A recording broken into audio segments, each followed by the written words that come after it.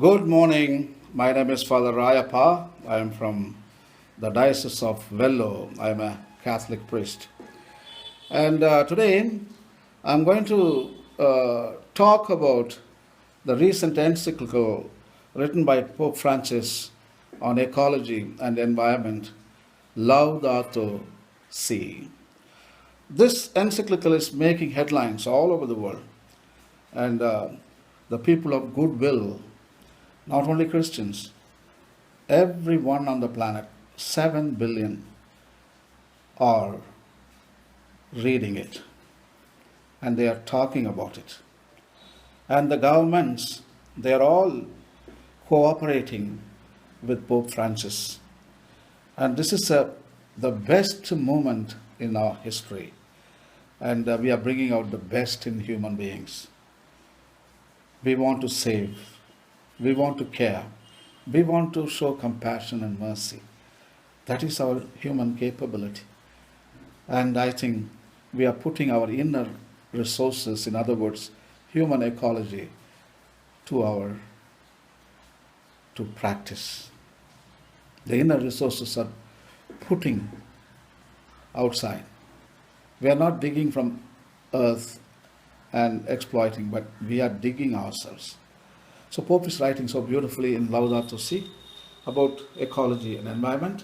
And in fact, he is going to explain himself what is he doing and what are the themes in Laudato Si. Himself is writing in the paragraph number 15 and 16. And I'm going to read it for you. It is best to listen from the source, from the writer himself, that is Pope Francis. And he is explaining chapter by chapter. There are 6 chapters, and what he is up to in each chapter, and it comes from the heart of the pontiff, Pope Francis. Laudato Si, article number 15 and 16. Pope writes as follows. It is my hope that this encyclical letter, which is now added to the body of the Church's social teaching, can help us to acknowledge the appeal, immensity, and urgency of the challenges we face. I will begin by briefly reviewing several aspects of the present ecological crisis with the aim of drawing on the results of the best scientific research available today, letting them touch us deeply and spiritual itinerary that follows. I will then consider some principles drawn from the Judaeo-Christian tradition which can render our commitment to the environment more coherently.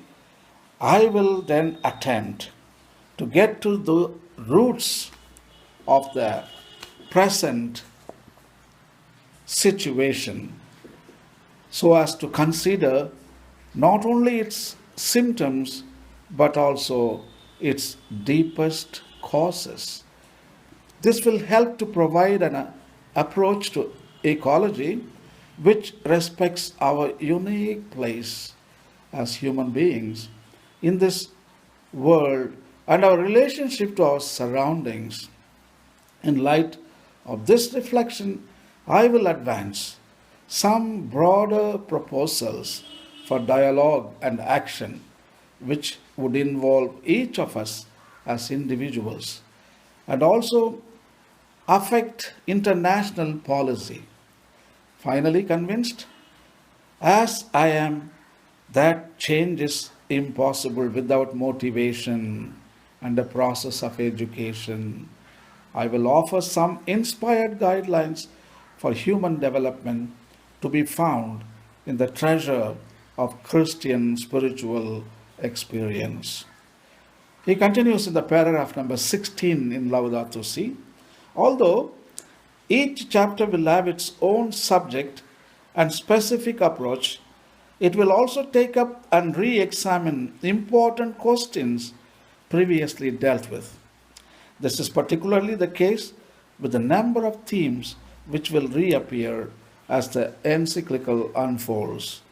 As examples, I will point to the intimate relationship between the poor and the fragility of the planet, the conviction that everything in the world is connected, the critique of new paradigms and forms of power derived from technology, the call to seek other ways of understanding the economy and progress, the value proper to each creature, the human meaning of ecology, the need for forthright and honest debate, the serious responsibility of international and local policy, the throwaway culture, and the proposal of a new lifestyle.